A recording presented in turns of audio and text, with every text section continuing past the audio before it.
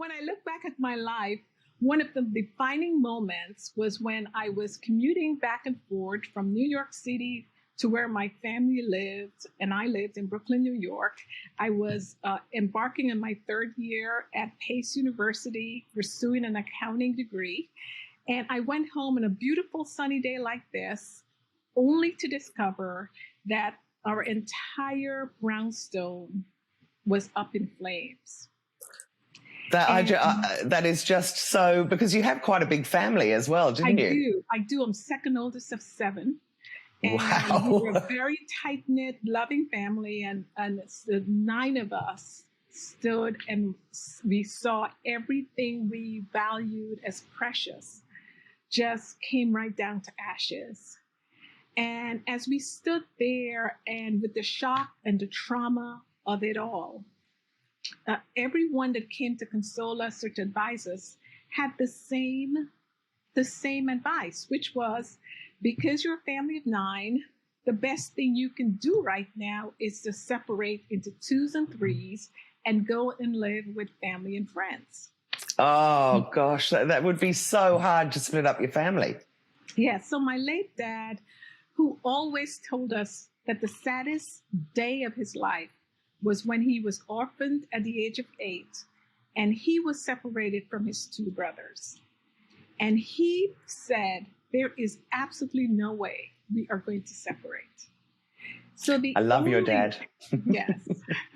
So the only option we had as a family in order to stay together was to go to a homeless shelter. So I lived in a New York City homeless shelter.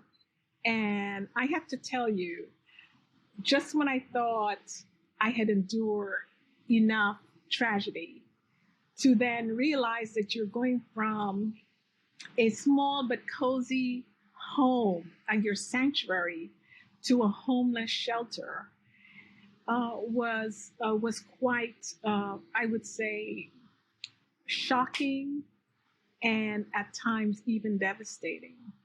I bet. I can only imagine how awful that would have felt. And just to give you some background, my parents immigrated from Guyana, South America, to United States for the American dream. They focused on education. They focused on keeping us together. They focused on a better life.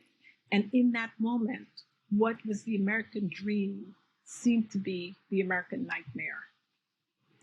And I always remember the words of my grandmother. I was so close to my grandmother when she was alive. And she always told me to believe beyond your limits. I love that. I love that. That's just so empowering and fantastic. What a great grandmother. It is. And she always gave me the strength to know that I can go beyond my circumstances, my surroundings, that my dreams and my ambitions have nothing to do with my current situation. And I have to say that event lit a fire under me to continue my education in earnest. In fact, I went back to the school and I increased the load of credits that I can take the next semester in the fall, because I wanted to make sure that I was doubly and triply focused on finishing my education. And that's amazing. Yes. Can I ask though, what was it that made you want to get particularly into insurance? Yeah. Was that because of the fire? Well, yes, that's what I'm getting to right now, because sorry, keep going. The reason, when I started my career, I was not into insurance. I was not in insurance. I was a CPA. I was auditing. I was going to different companies. I went back for my master's, my MBA at Wharton, and after my MBA, I worked on Wall Street and started to specialize in insurance. It's when I started to make the connection of the fact that here was I experiencing as a young adult what life was like without insurance. That as I started to learn more about insurance, not only from an auditing perspective, but from a capital raising perspective, a mergers and acquisition perspective, an owner perspective, and a board of director. When I sit in the room, it's more than being an advisor for me. This is my passion.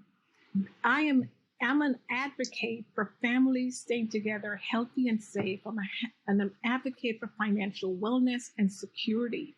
I'm an advocate for financial empowerment. And I go to work every day with a mission. And I'm driven by the mission and the purpose.